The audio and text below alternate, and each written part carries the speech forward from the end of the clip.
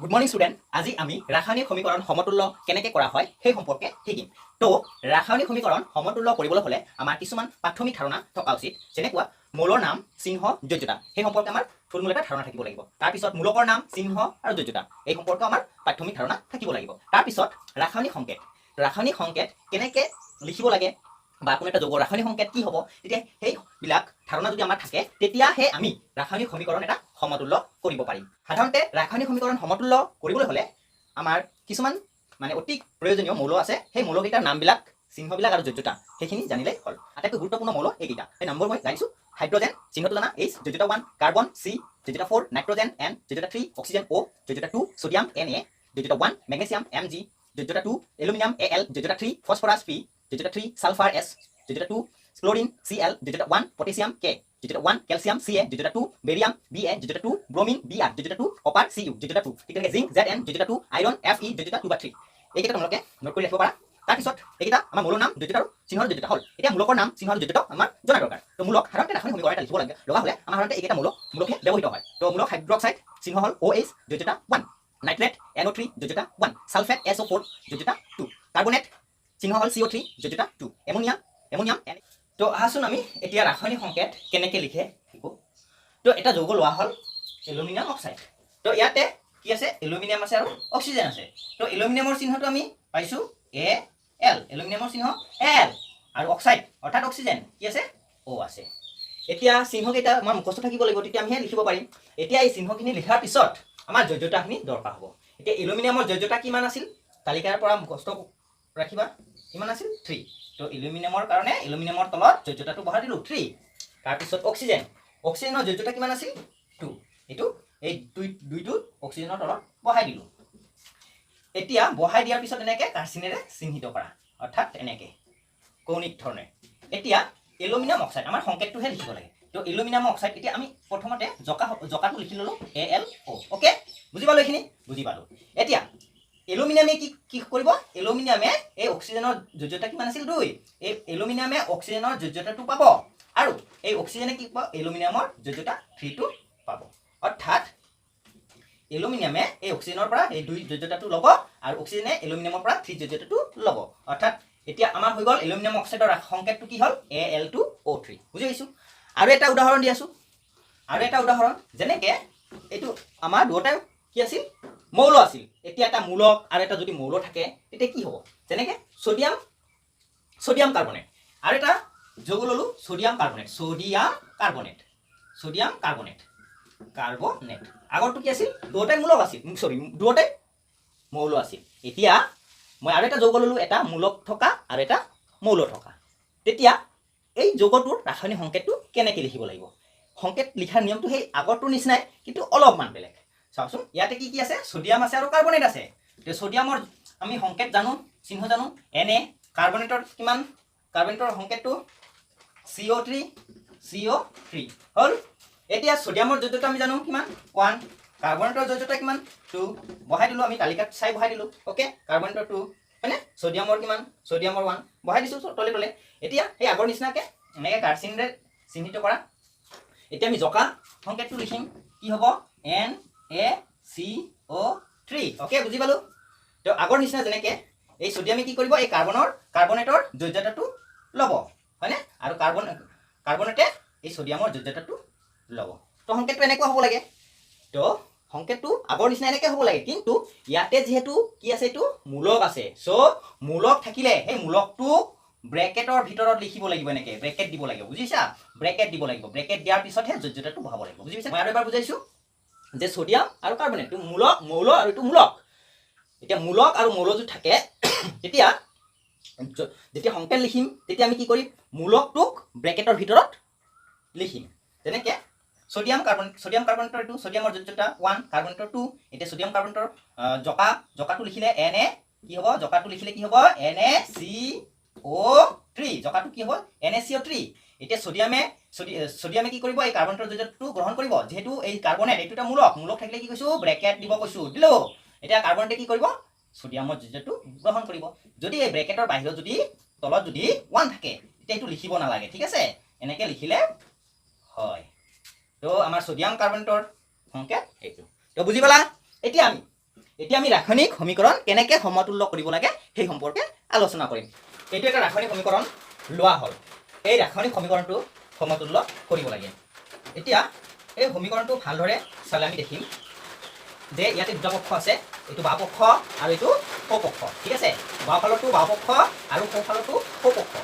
এতিয়া আমি চাম সোঁ পক্ষ আৰু বাওঁ পক্ষত থকা যৌগবিলাক অৰ্থাৎ মৌলবিলাক সমান সমান আছে নে নাই। যদি সমান সমান থাকে তেতিয়া সেইটো সমতুল্য হোৱা বুলি কোৱা হ'ব, আৰু যদি সমান সমান নাথাকে তেতিয়া আমি সমান বনাব লাগিব। তো এই ক্ষেত্ৰত আমি সমীকৰণটো, এইটো জোখা সমীকৰণ বুলি কোৱা হয়। এই জোখা সমীকৰণটো আমি আৰু এবাৰ লিখি ল'ম। এই সমীকৰণটো মই আৰু এবাৰ লিখি ল'ম। 3AOH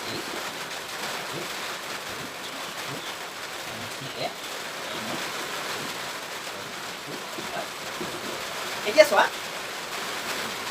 এইটো বাওঁ পক্ষ, এইটো সোঁ পক্ষ। ঠিক আছে, এতিয়া বাওঁ পক্ষ আৰু সোঁ পক্ষ থকা মৌলবিলাক সমান সমান আছেনে নাই সেইটো আগতে চাই লওঁ। এতিয়া হাইড্ৰজেনটো চোৱাচোন, হাইড্ৰজেন ইয়াতে বাওঁ পক্ষত কেইটা আছে? এটা।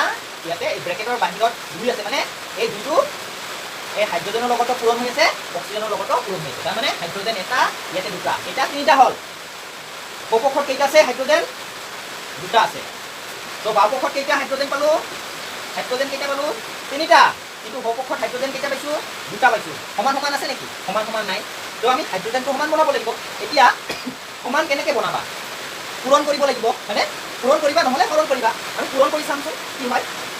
তো কেনেকৈ পূৰণ কৰিবা চোৱা, যদি মই ইয়াতে 2 দিওঁ, যদি 2 দিওঁ, 2 দিয়াৰ লগে লগে হাইড্ৰজেন কেইটা হ'ল? ইয়াতে 2টা আৰু ইয়াতে 2টা। কেইটা হ'ল? মুঠতে 2 আৰু 2 4টা হাইড্ৰজেন হ'ল।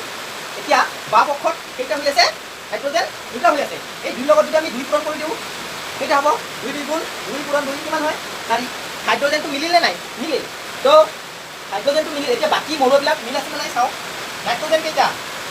নাইট্ৰজেন ইয়াতে 2টা। এই 2টো তোমাৰ গোটেই কেইটা মৌলৰ লগত পূৰণ হৈ আছে। তো নাইট্ৰজেন কেইটা? 2টা। এইপিনে নাইট্ৰজেন কেইটা? এই 2টো কি কৰোঁ মই? বাহিৰত থকা ব্ৰেকেটৰ বাহিৰত থকা 2টো পূৰণ হৈ থকা 2 কৈছিলোঁ মই। নাইট্ৰজেন 2টা। অ'কে আছে, নাইট্ৰজেন সমান সমান আছে। এতিয়া অক্সিজেনটো চাওঁচোন কিমান হয়? অক্সিজেন 2 3 গুণ 6। অক্সিজেন কেইটা? 6টা। আৰু এতিয়া 2, এতিয়া 2টা, 2 6 আৰু 2 কেইটা হ'ল? 8টা। অক্সিজেন কেইটা হ'ল? এতিয়া বাওঁফালে কেইটা? 8টা অক্সিজেন। এতিয়া সোঁফালে কেইটা? ইয়াতে 2 3 গুণ 6, 6 যোগ 2 কেইটা? 8টা। তো এই তো বাওঁ পক্ষ আৰু সোঁ পক্ষত চবকেইটা মৌল আমাৰ সমান সমান আছে। আৰু এই এনেদৰে আমি কোনো এটা ৰাসায়নিক সমীকৰণ সমতুল্য কৰিব লাগে। তো আৰু এটা আমি ৰাসায়নিক সমীকৰণ লোৱা হ'ল, আৰু এই সমীকৰণটো সমতুল্য কৰিব লাগে। ঠিক আগৰ নিচিনাকৈ সমীকৰণটো এবাৰ লিখি ল'ম আমি। ঠিক আছে, লিখি ল'লোঁ।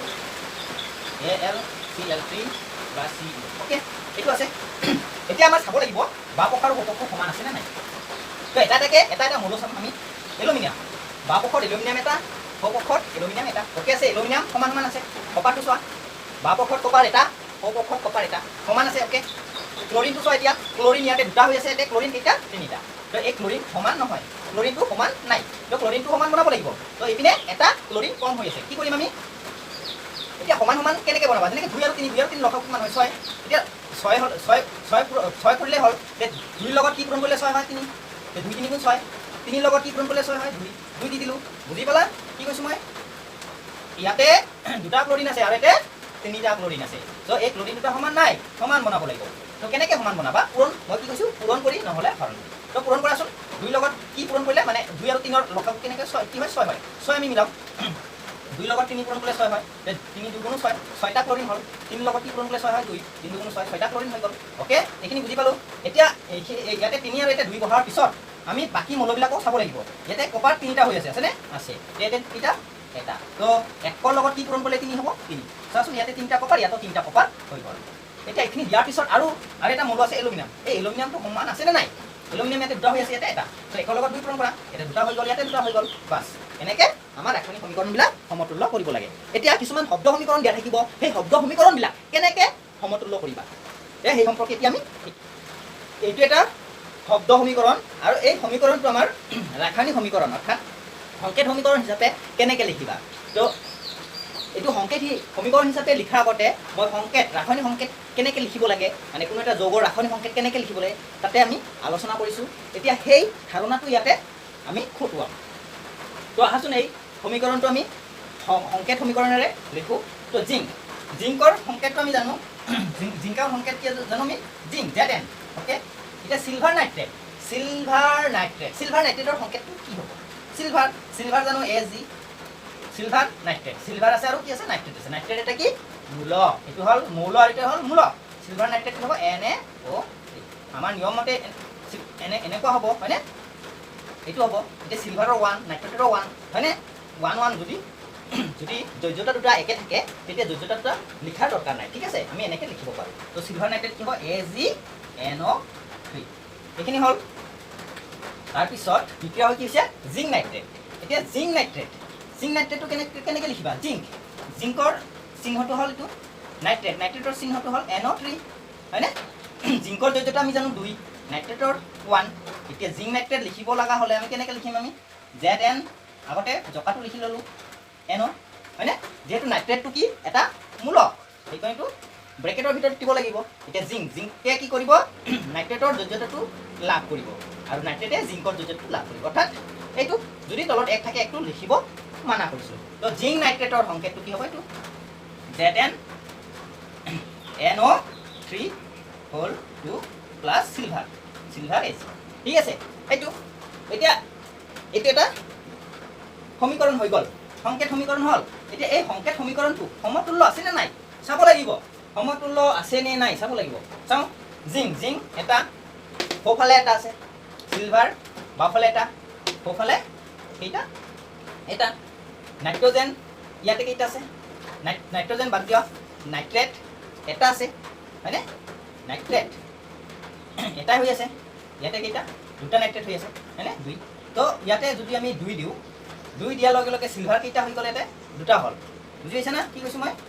আৰু এবাৰ দেখাইছোঁ ইয়াতে নাইট্ৰেট এনেকৈ দিব লাগিছিল আমি দিয়া নাই যিহেতু এক আছিল হয়নে যোজ্যতা তো নাইট্ৰেট ইয়াতে এটা নাইট্ৰেটৰ অণু হয় আৰু ইয়াতে নাইট্ৰেটৰ অণু কেইটা দুটা তো বাওঁফালে কম হৈ আছে এটা চ' ইয়াতে 2 পূৰণ কৰোঁ নাইট্ৰেট অণু দুটা হৈ গ'ল হয়নে ইয়াতে দুটা এতিয়া সিলভাৰ বাওঁফালে দুটা হৈ গ'ল তো সোঁফালে এটা হৈ আছে এতিয়া 2 পূৰণ কৰা সিলভাৰ দুটা হ'ল হয়নে এতিয়া বাকীখিনি মিলি আছে হয়নে মিলি আছে না নাই মিলি আছে তো এইটোৱে হ'ল আমাৰ শব্দ সমীকৰণৰ পৰা সংকেত সমীকৰণলৈ কেনেকৈ পৰিৱৰ্তন কৰিব লাগে ভিডিঅ'টো নিশ্চয় ভাল পাইছা যদি ভাল পাইছা আমাৰ বন্ধুসকলৰ সৈতে শ্বেয়াৰ কৰিবা আৰু লাইক কৰিবা